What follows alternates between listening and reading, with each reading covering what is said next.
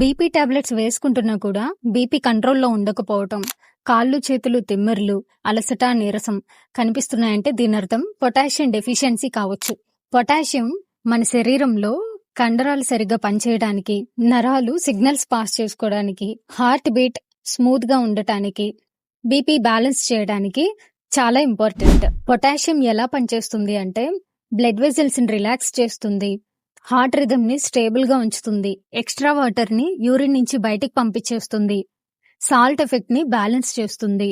High salt diet లో potassium deficiency common గా వస్తుంది.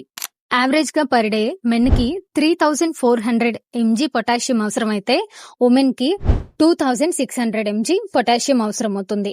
పొటాషియం రిచ్ గా ఉండే ఫుడ్ సోర్సెస్ అరటి పండ్లు, కొబ్బరి నీళ్లు, ఆకుకూరలు, పప్పులు, చిక్కుళ్ళు, పెరుగు. ఇలా కిడ్నీ ప్రాబ్లమ్స్ ఉన్న వాళ్ళకి పొటాషియం ఎక్కువ అయితే డేంజర్. సప్లిమెంట్స్ డాక్టర్ అడ్వైస్ లేకుండా వాడొద్దు. బీపీ కంట్రోల్ అంటే మెడిసిన్ ఒక్కటే కాదు, మినరల్ బ్యాలెన్స్ కూడా important. BP control starts from the plate, not from the పిల్. మరిన్ని హెల్త్ అండ్ న్యూట్రిషన్ అప్డేట్స్ కోసం ఈ ఛానల్ ని సబ్స్క్రైబ్ చేసుకోండి. ఈ వీడియోని బీపీతో సఫర్ అవుతున్న వాళ్ళకి షేర్ చేయండి. Thank you.